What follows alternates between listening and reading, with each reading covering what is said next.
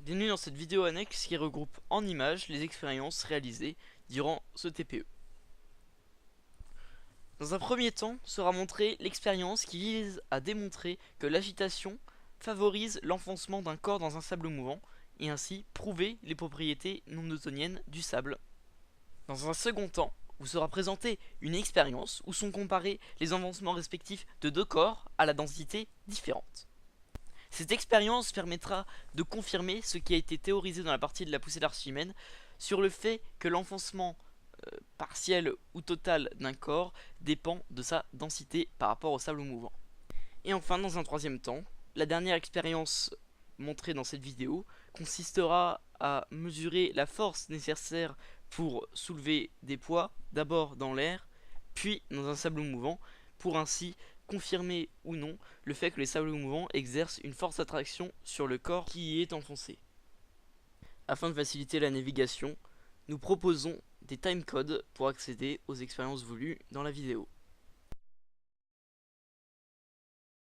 Pour réaliser ces expériences, nous avons utilisé à chaque fois un sable mouvant fait maison constitué à 50% de sable, à 40% d'eau, de 10% d'argile et d'une densité proche de 2, conformément à ce qu'on peut trouver au Mont-Saint-Michel.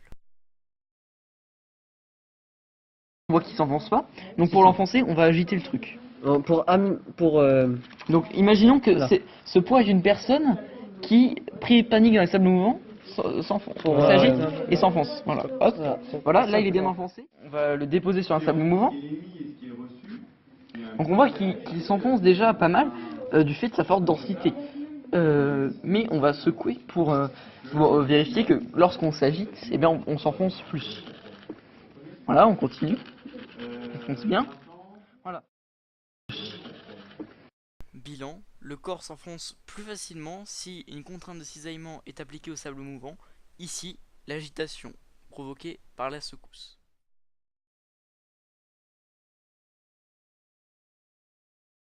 Je fais confiance. 166, 62. Là, faut faire le 8. La différence est... Tu dois former un. Sur le 8. Je vais mesurer. Là, c'est 6. Les gars, là.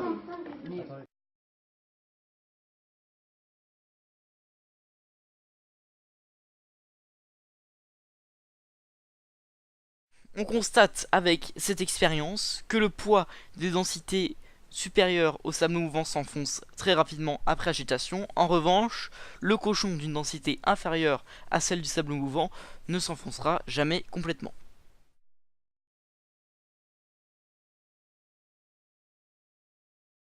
Alors déjà, je montre que c'est... Alors, c'est combien 100 grammes. Vas-y. Bah attends, faut...